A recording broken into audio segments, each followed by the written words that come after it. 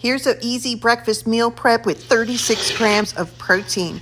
I'm taking a paper towel and coconut oil and just wiping the bottom of a single serve baking dish. I'm making 2 of these. I'm giving you the ingredients for 1 at a time. Half cup of egg whites and 2 whole pastured eggs. I'm going to whip these up and then we'll add a few more ingredients. A lot of the protein comes from those eggs and egg whites, but we're going to go ahead and add more. I'm using half cup of cottage cheese. This is 2%. You can use whatever kind you like. That's going to give it some rich cheesiness and more protein. Spice it up a little however you like, and this is going straight into that baking dish. Then I repeated the same for the other one. I'm adding a few grape tomatoes just because I love the flavor.